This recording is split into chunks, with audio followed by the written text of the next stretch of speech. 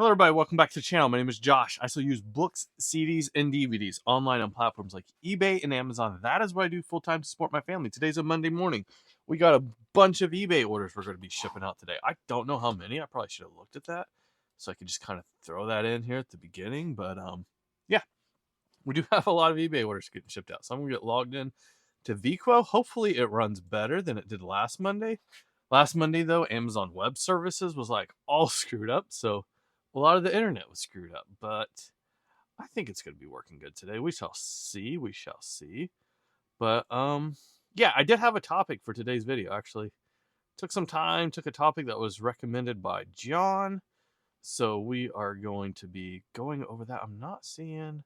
Up there's what first thing we sold. The topic I have today is basically why did I decide to niche down to media? If you've been following the channel for quite a while, been following what I do. I used to sell basically everything. I used to be an everything seller. Not like everything. Like I've never sold a kitchen sink. I've never sold a toilet. I've never sold a toilet seat. But like, used to sell, man, get this, there we go. I used to sell a lot of different stuff that wasn't just media. So, why did I decide to niche down to media? Do I think it was a good idea? And it basically comes down to like, niching down to just one thing or just a few things, or maybe having 5 or 6 niches even that like you work on different days, is it allows you to put processes in place in your business that can actually move you forward and make things go faster. Oh, excuse me. So that's why I was wanting to niche down. This is something I experimented with a couple of years ago that I'm not doing anymore. This is a lot of 65 romance paperbacks, mostly like 80s, 90s stuff, which is probably the hardest like time period of romances to sell currently. They're not old enough to be cool, and they're not new enough to be good. They're just in that junky period. Buyers all in $37.47. We are going to spend $26.22 to ship them out. Is that correct? Do I have anything cheaper than that? That is media mail. There's no way Ground Advantage is cheaper, is it? No, it is not. These must be going far away. So, but yeah, that is my last lot of them from that experiment. We are not doing that anymore. But you know what? Glad to see that go. Put a couple dollars in my pocket. Right now, I am currently taking that type of stuff and sending it to Goodwill. So, and that's one thing about the media. Like, I can do those experiments, see if there's better ways to kind of monetize the duds, monetize the not so great things. Also, don't have to have as many different types of shipping material in hand. When I'm shipping glassware, like I am right now, because I'm selling through a lot of the old listings in my store because I recently changed my shipping policies. Like, I used to have so many more shipping supplies on hand, and I still kind of do because I haven't sold through all of the old stuff. But yeah, I used to keep this medium-sized bubble wrap out and about where I could easily access it. I don't do that anymore because I don't use it but like maybe a couple times a month when I sell some glassware. I don't sell glassware that often. But when I do sell it, I like to use that medium-sized bubble wrap from American Bubble Boy. So niching down has allowed me to put processes in place where I can sort through stuff so quickly. Used to, like, if I just get a giant haul of stuff, sorting stuff into what is profitable, what is not profitable, what is listable, what is not listable, just trying to decide even what to work on each day was a hard process. Like, now, when I wake up in the morning and I get to work, I don't even really have to think, what do I work on next? What do I do next? Like, the answer is I grab the next book or CD or whatever category of media I happen to have the most of and need to work on, and I just process it. I put it through the process that we have here. Whenever a book or a CD or a DVD enters my possession, we've got ways for it to go through the process and either get monetized or to get out of here very, very quickly. Everything has a home, everything has a place. It's all going somewhere. It's just a matter of getting it there and putting the time into it.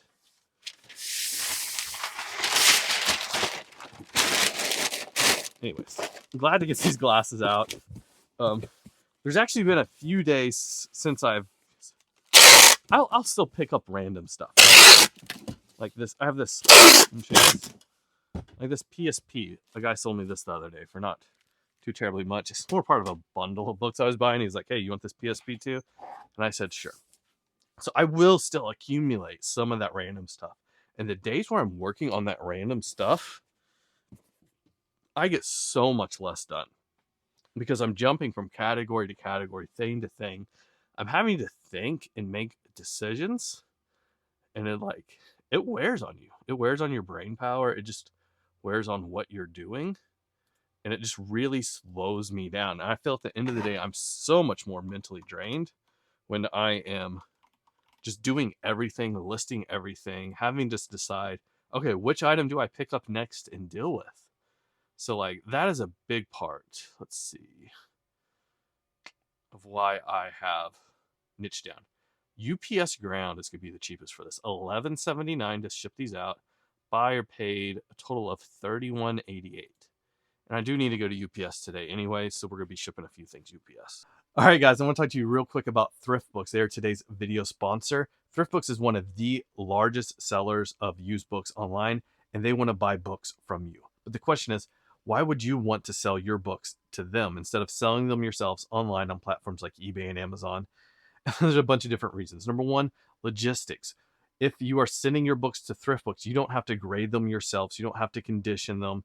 You don't have to put that extra time and care into a book like you would need to if you were selling it on eBay or Amazon. No photos, no listing, no nothing. Just throw it in a box, ship it off to them. They provide free shipping labels via media mail, which can be picked up at your door with USPS. Or if you're shipping whole truckloads, pallets, gaylords, whatever that is, they will handle the shipping for you. Just reach out to them, talk to them. They do an amazing job with this. Also, there's no additional fees. Whatever they quote you is what they're going to pay you. You're going to get money in your pocket right away. If you're selling on eBay or Amazon, you're going to have to wait for that sale and then wait a few days, a few weeks, a few months, maybe with Amazon to actually get your money out. But with them, as soon as they get things checked in and it's all good, they're going to send you money either via PayPal or store credit that you can use right away. So that is absolutely great. Very fast turnover. Get the money back in your pocket right away. Also, if you have like list of ISBNs, like you want to upload 100 or 200 ISBNs at a time, they do have bulk ISBN uploads. You can get through things super duper fast that way. No like scanning things one at a time and doing all that. They do have the option to like upload tons of ISBNs all at once.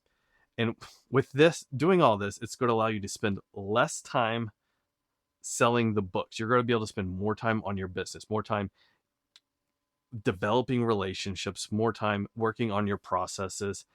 And you know what? If you want to check them out, go to thriftbooks.com/buyback, which I'll put a link down in the description below, and you can get started that way. Anyways, back to the video. Yeah. Pretty neat, pretty neat. But anyways, that's why I niched down. Now, I made the decision to niche down before I decided what I was going to niche down to. And honestly, I kind of had two things. Let's see, let's put this right there. That I was thinking about niching down to when I made that decision to niche down. And those two things were, number one, sewing machines. Specifically sewing machine parts. If you watch the channel, like we sell a lot of sewing machine parts. Oops, just dropped some. Because I used to list them all the time. And I'll still occasionally list one here and there. Like one sewing machine worth of parts or two sewing machines worth of parts. But like, as far as day in, day out listing sewing machine parts, that's not what I'm doing anymore. But those were kind of the two categories I was deciding between: media and sewing machine parts. And I really like both of them. both of them have their problems. Number one, they both have a very slow sell-through rate. And number two, they're both fairly easy to store. The way I store, printed this one the wrong thing. This one's going on eBay standard envelope, so I have to buy that on eBay, and I forgot to change the printer I was using in that web browser. There we go. It was like a photograph of some kids playing football back in the day. I should have showed you guys it before I printed it off.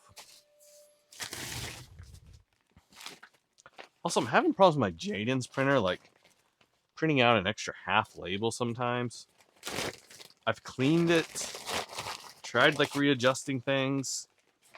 It's only happened to me like 1 out of every 30 or so labels. But it just like, it wastes 2 labels every time it does it. I will use those labels eventually, but like something about wasted, but I can't use them for shipping anymore. I'll use them for other things, for labeling stuff. So, if anybody else is having issues with their Jadens, let me know. I know my brother said he was, and his sounded like way worse than mine. Like every third time he said it was happening or something.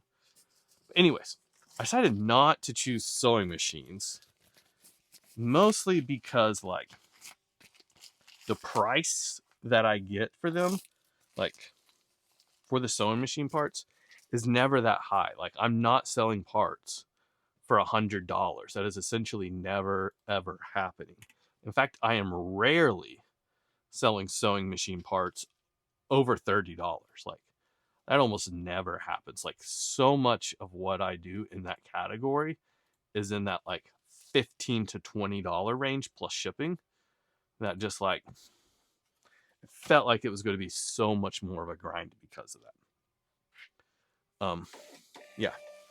And I could just see somebody else coming into that category because the category is fairly smaller. I'd be needing a fairly large chunk of the category and able to make a full-time living from it. I think somebody absolutely could. I think multiple people absolutely could come into that category and make a full-time living with it. But just like, especially with me doing YouTube, like I've seen what James, my boring resale life, has done to the hat market since he has started talking about hats on YouTube. Like so many more people list hats.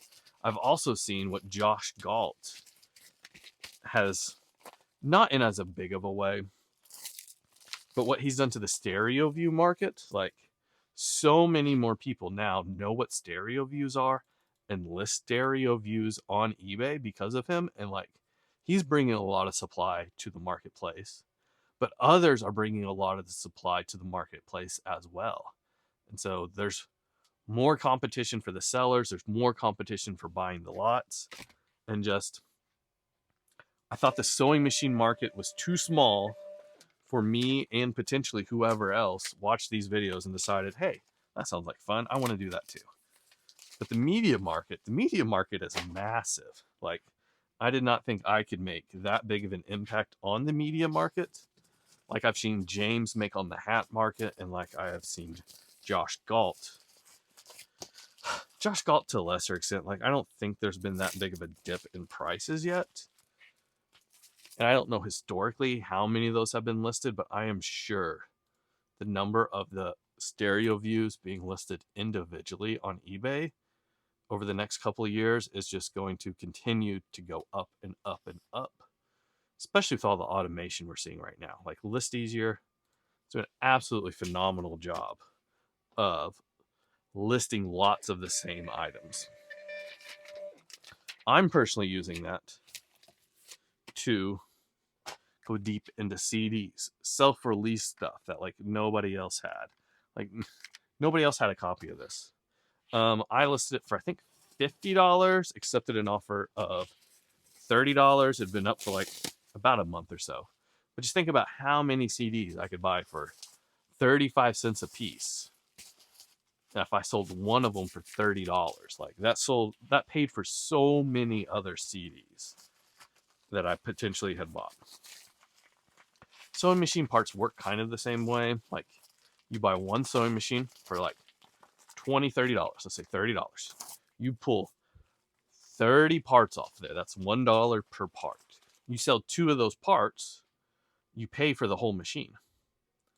And then after you've paid for that whole machine, you know, like the rest of those parts can just sit there and slowly sell over time. And I think that's the great thing kind of about that model, the sewing machine part model. Like the machine is usually paid for fairly quickly between the motor and the foot pedal, as long as you have those two things. And then the rest of the parts can just slowly sell, slowly make money. And they don't take up a lot of space. Like I sold right around $1,500 worth of sewing machine parts this month, and I had one like 4-foot by 8-foot rack filled up with parts. That's all the parts I have, almost. There's a few sprinkled around, but 95% of the parts I have fit on that 4x8 shelf. And honestly, I could probably get them all to fit on there if I really wanted to. But like, it does not take up that much space. And a lot of those parts I have been listed for 2 or 3 years, and we're still selling them at a pretty good clip. Like I do not have months that are under $1,000 in sewing machine parts. So if I was to just 5x the size of that business, you know, that's a pretty decent income, and it would not take that much. It would take a lot of startup capital. Look, printer did it again. I don't know if you can see this. Print out like an extra half label right here. So I press the button again, and now it's going to actually print the whole label, but I've got like 2 wasted ones there. Stick that view back up. I don't want you guys like looking at all those shipping labels necessarily. Don't think you could see them on the screen, but who knows.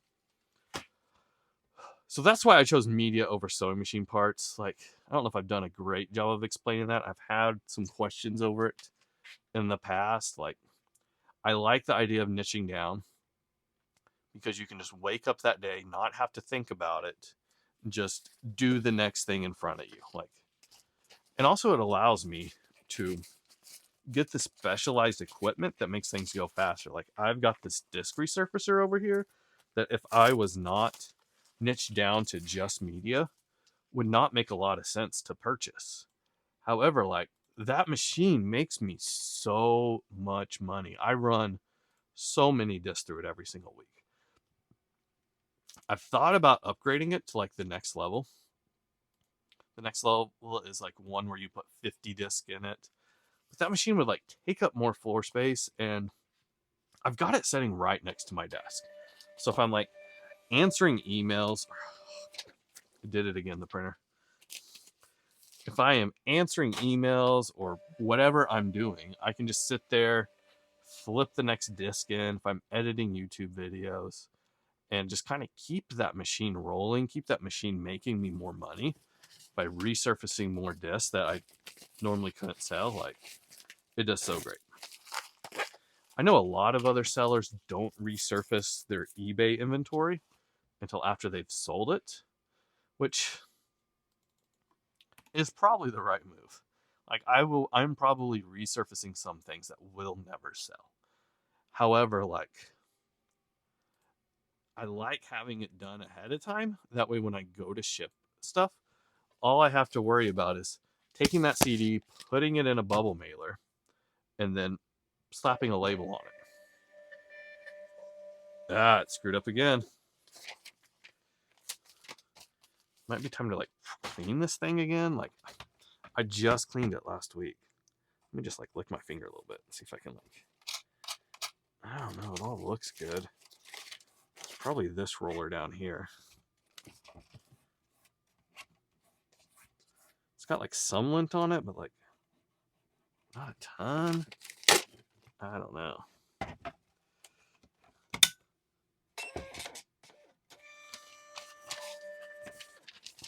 Okay.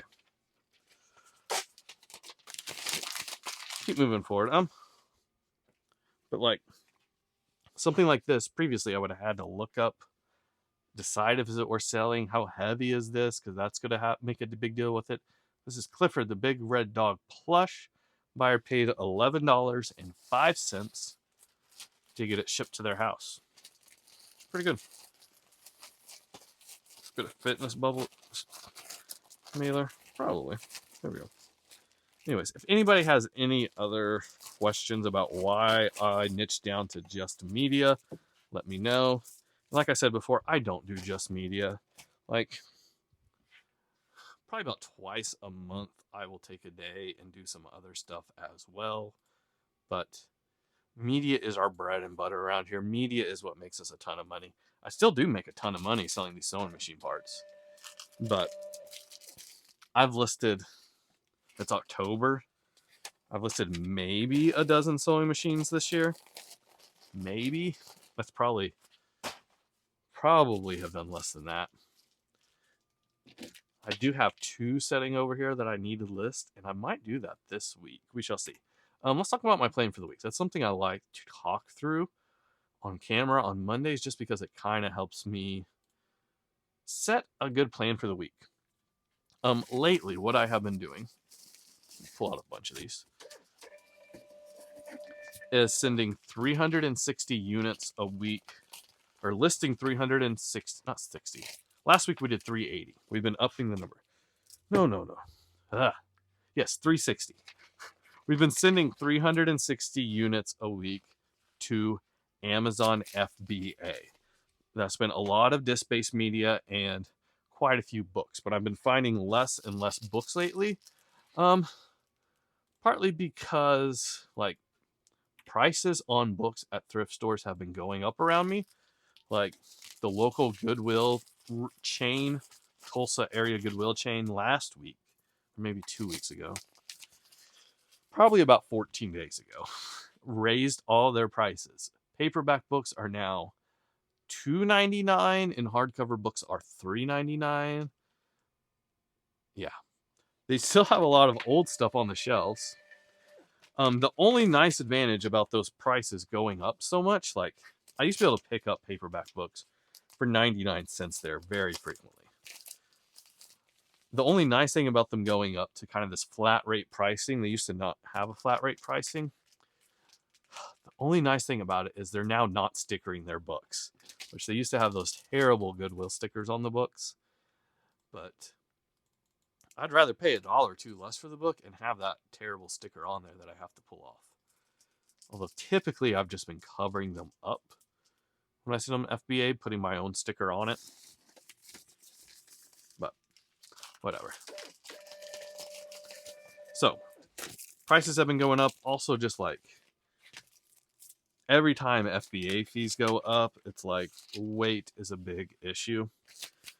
As the weight of items is higher, you know, it's just the fees. Like the heavier things are harder to sell online. That's just something we all know. Sewing machine part. I haven't been telling you most of these.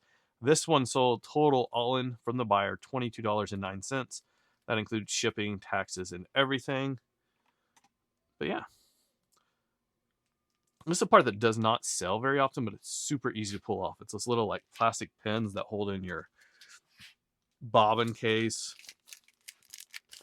and your ring. A lot of Kenmore and Brother machines have them. But yeah, glad to see it sold. It was not a part I was originally pulling off, but then I was like, man, this is so stinking easy to get off. Let's pull a few of them off, see what happens. And I pulled a couple of them off, even though I wasn't seeing like many solds. And I sell 1 or 2 of those a month, every single month. It might take me 10 more years to sell through all of them I have, but it's fine. They don't take up much space. I'm bringing in some good money. But anyways, plan for the week. So I have been sending, I'm getting off topic here today. I have been sending 360 units per week to Amazon. This week, that's not going to happen. I don't have a lot of Amazon stuff on hand. I didn't last week either, but then I went sourcing on Wednesday, I believe it was, and just got a ton of disc media and sent it all in. Made a little YouTube video about that, trying out some new listing software, some Amazon listing software that I liked it. I really do. I think it's going to be faster for my business long term. So probably switching my Amazon listing software to something else. That video should be coming out 2 days after this one. So if you're into Amazon, check that out.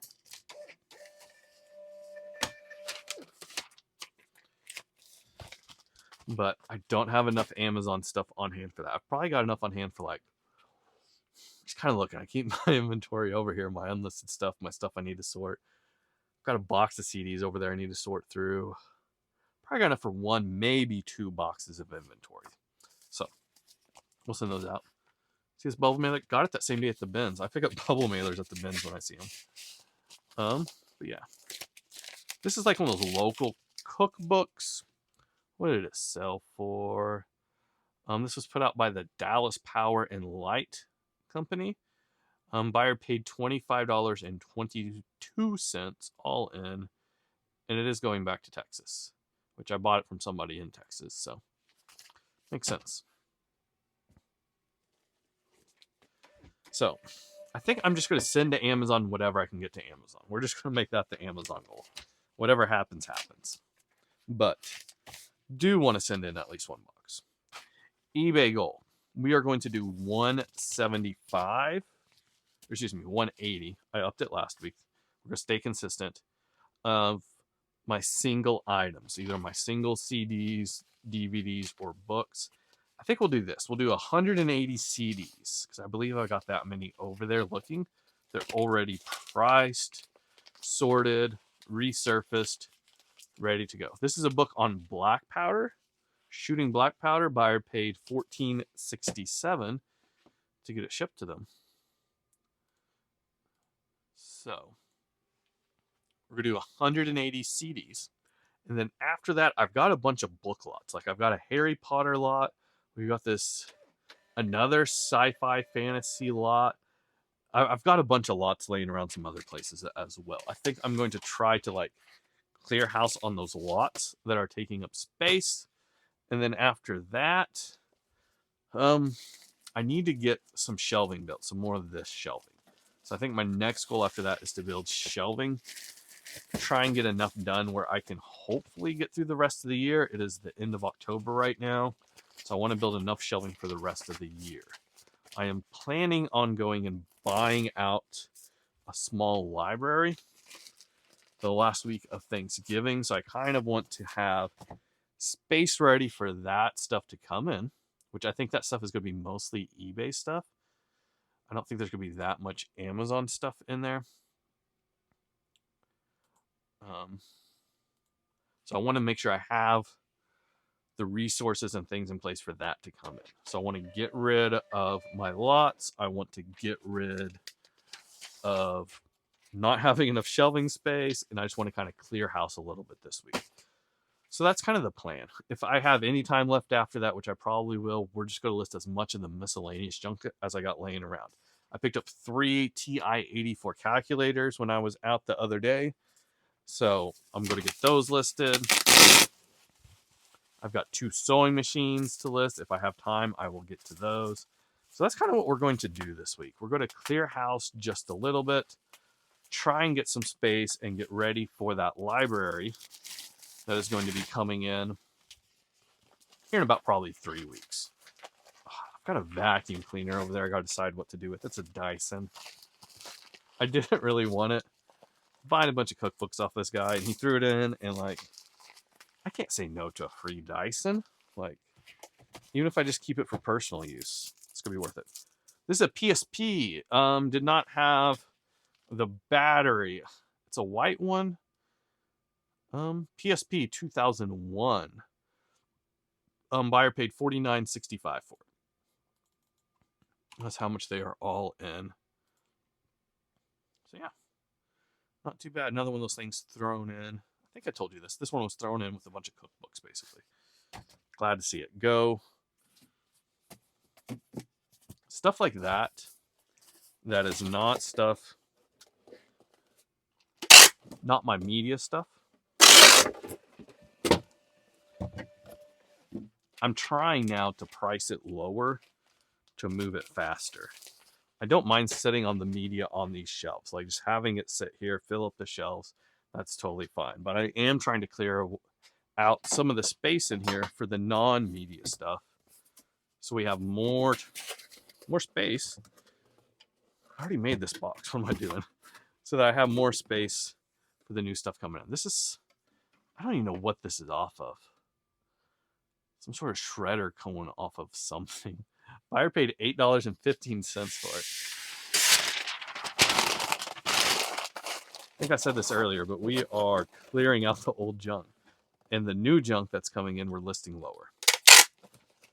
I would like this store to be more and more media. And that's not what you see when you walk into the garage right now. You still see a lot of the other old stuff. But we're selling it. We're moving through it.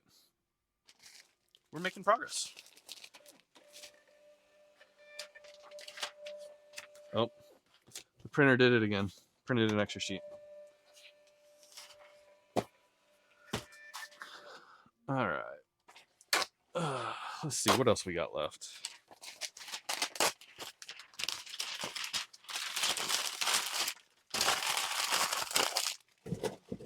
Let's talk about AI listers. I've been making review videos on those for quite a while.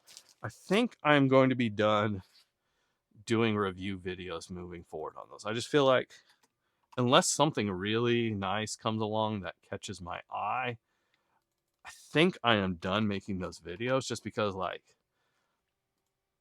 for anybody doing volume, I think List Easier has been the absolute best so far. Like, I don't think there's any comparison on that. The only caveat I might have to that, and mostly just because I don't have the experience to answer that correctly, is there are some like category specific items, like Card Dealer Pro, I believe is one of them, where like it's just focused on cards. That could potentially be better than List Easier. Like, and it's potential that there's out there somewhere a clothing software that focuses solely on clothing that's better than List Easier that I haven't seen. So it's possible that there's niche specific things where in a particular niche, the AI lister is currently better than List Easier. However, for a media software that does photos, that does stuff that's not in the catalog, and all my media sellers kind of know what I'm talking about there, List Easier is the best for me in my business. And I think anybody that is niched down, if they are using an AI lister, outside of very specific categories and maybe tools that I'm not aware of, List Easier is going to be the best. Now, if somebody is doing very few listings per week, up until now, I have said that some of these other tools may be better because with List Easier, you're paying, I think it was $70 a month at the cheapest plan. I think there might have been discount codes out there as well. I think for that $70 a month, I don't know. I don't pay that close attention to pricing. However, List Easier did just announce kind of one of these piecemeal plans where you get tokens that don't expire. It's a much cheaper plan, and it's a better, and it's a plan that actually works for, you know, somebody that's doing 10 listings per month. Up until now, if somebody's been doing less than 10 listings per month, I have told them, hey, maybe check out this other software because you don't want to be spending, crap, what book did I put in there? I'll put this one, Growing Stronger, 2002. It's a book about exercise for like octogenarians, basically. But up until now, I have been telling people that if you're just doing a couple listings per month, List Easier is not right for you. But if you really want to try out an AI lister, go get one where you can get credits that don't expire and just kind of have them there. So that's the direction I've been pointing them. But List Easier just announced a plan where you can buy credits that don't expire. It's a much cheaper plan. It's more expensive than the 10 cents per listing or whatever it is that List Easier currently costs on the monthly plan. It's not that much more expensive, and like absolutely great value. So you might check that out. I don't remember the details of it off the top of my head, but if you've been sitting on the fence about List Easier because you did not want to pay the monthly fee and you did not want to have credits that expired because you weren't going to use all 1,000 listings, then I suggest you go check out List Easier now, because it's just bananas. The stuff that they are offering and the plans that they have, like, absolutely great value. So I think just because it looks like, in my opinion, List Easier has won at this point. And I left this comment on something Josh posted. I was like, List Easier at this point has won the 2025 eBay AI lister wars. Like, it's not a competition at this point. Outside of some very, like, niched category stuff, I know some people also have a specific in-house tool that they are using for, like, photographs or different things like that. Is this the right cookbook? Let me look. That is not the right cookbook. Where is this cook? There it is. So outside of those, I think for like 99.9999% of eBay sellers that want to use an AI lister, List Easier is the place to be.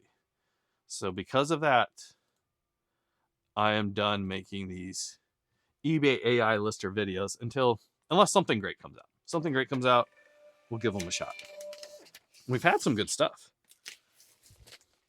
I do think, List Easier is constantly adding categories. They are constantly improving and getting better. And there are some categories where I'm sure there's an AI lister out there that's better than List Easier. But in general, man, it's just done so good. I don't have errors on it. It doesn't just randomly mess up like some of these other ones do. And like, that's been the best part about it. It just works. I just open up the software, upload photos, change my prices, make sure the SKU is what I wanted the SKU to be, and it just works, which is the best part about it. I do wish there was cross-listing with it.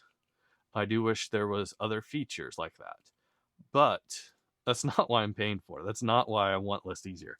I want it to save me time on the listing process, and that's what it does. And it does an absolutely phenomenal job at that. The amount of time I spend listing now has, like, I can't imagine it getting lower at this point. Like, I just cannot imagine at this point spending less time listing on eBay than I currently do. How do you guys ship stuff like this? Like, it's this wire, it's like super bendy. I think I'm gonna throw this one in a box.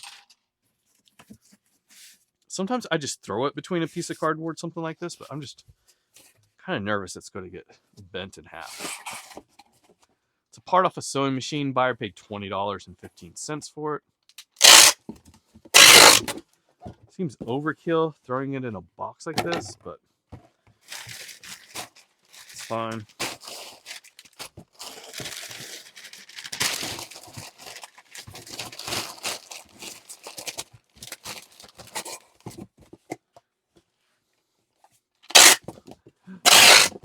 Oh, I had a situation the other day. So I shipped the buyer the wrong book.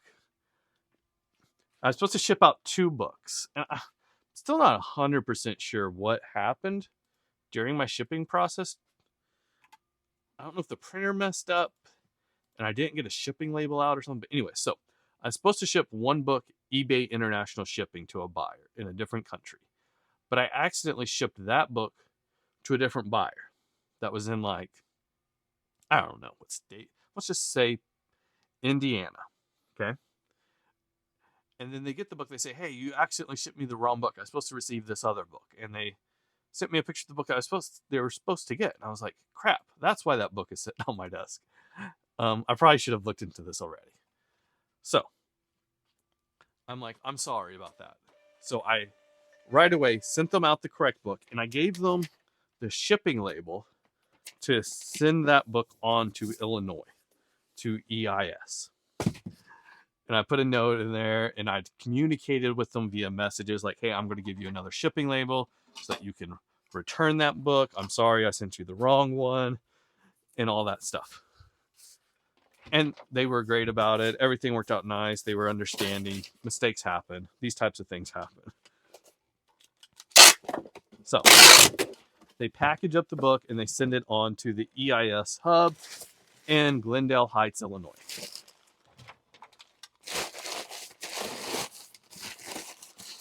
However, they thought they were returning it to me because I wasn't very clear with them. I didn't feel like I needed to be.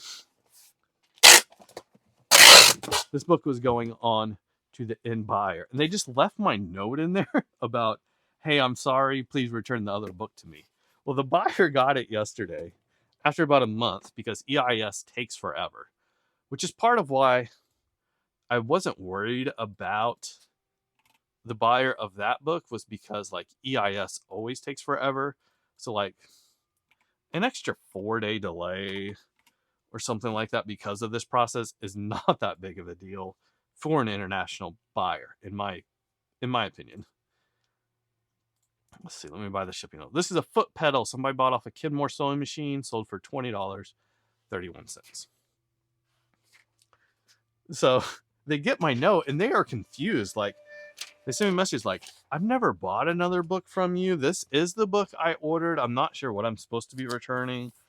And I don't see an extra shipping label in here. So, and they're basically like, what's going on here? And I basically just told them, I'm sorry for the confusion.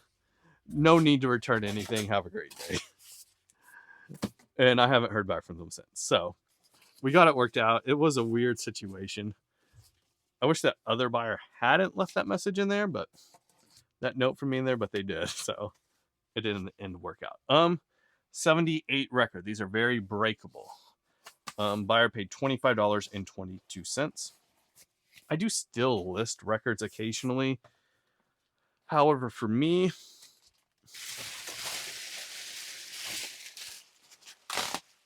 I consider records to be non-media for my store. They don't fit in with my normal processes. I store them differently. I ship them differently. I photograph them differently. They are so far different from CDs and DVDs and books that I have a hard time considering them even media in my store. And this is a 78. 78s are made out of shellac typically. These ones I'm working with are, at least. So they take a lot longer to ship. You can't even just throw these into a bubble mailer, or excuse me, a vinyl mailer. They will not arrive safely.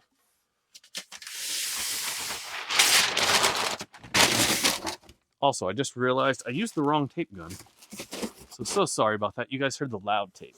Let's try the quiet tape next.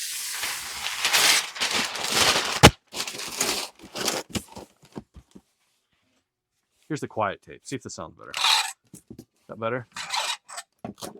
Oh, it's so much different. The only squeak you hear is of like it rotating on that spool. But you know what? I do kind of like selling the 78s. They're neat.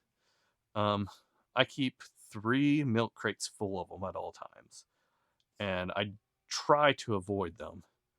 Try very hard to avoid them unless I know I have room in those milk crates, which I do currently have a little bit of room in those milk crates. So if I see any out and about, I might grab them if they are essentially free. The biggest problem with 78s is the majority of them are worthless. I've also not found a good way to monetize the duds. Like, you can't just ship them in lots because they break if you just glance at them wrong. So that doesn't work. Here's another one. This is like Chinese. This would be the type of thing I am looking for if I see a collection of 78s. If I see a lot of foreign language stuff, that stuff I'm going to assume there is less of a supply of in America.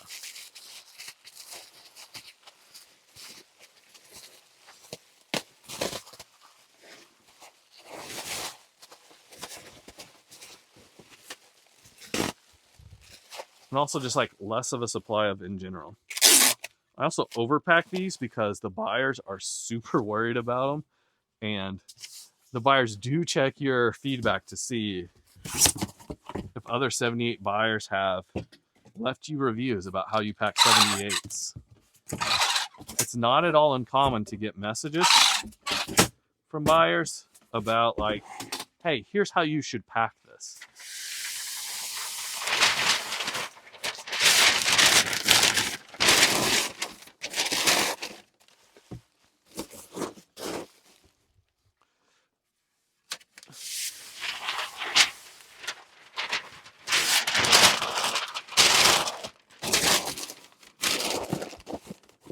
So I like to pack mine so well that people will leave good feedback about it. It'll be just fine. We just ran out of silent tape. Where's the rest of the silent tape? I think there's some in here. There's one roll. Is this the last roll we have of it? Looks like it. Okay. Somebody remind me in the comment section to order more of this tape. Listen to this. Can you hear that? Oh, I guess the microphone's here. It is so quiet. It is just weird how quiet it is. I don't know. I think I do have a link to this in the description below if this is something you want. It's more pricey than like the American Bubble Boy tape. But the only thing making noise is like this center thing as it is spinning. That is where all your noise is coming from. And there's probably a way I can get that to be a little more quiet. Let's see, what did this record sell for? Buyer is all in $35.25. Could have cost me $5.22 to ship these out because these always come out to just under 2 pounds the way I ship them. So, looks good. All right, I've got, let's see, 1, 2, 3, 5 things left. Most of them are here. One is a sewing machine part that I dropped on the floor, and it's now behind my boxes, so I can't get to it easily. Next thing we have is we have a Boozy Bear. I have a ton of these in the store. If you like these, just go buy one. It's got like a flask in it that can hold a full bottle of wine. The like, I think I can't remember if the head or the hat opens up and there's a flask in there. I think it's the hat, but we got St. Patrick's Day. We got Pirates. We've got the original that's just like a teddy bear. And then we've got Cinco de Mayo. So I do have a lot of those. They sell slow, but we make good money when they sell. And then we got this lot of Alistair MacLean hardcover books. This took a long time to sell. And last but not least, over here from the USPS, we've got these like take a field trip through history, like basically history stamps, homeschool or classroom type curriculum. And then we have one regional cookbook that apparently I did not pull. Buyer paid all in $12.72, but it's been like 45 minutes, so we're going to get off here for the day. So yeah, thank you guys for watching. If you enjoy listening to me talk while I ship out random eBay orders from the weekend and just ranting about whatever random thing I feel like talking about today, go ahead and subscribe because we put out videos like this every Tuesday.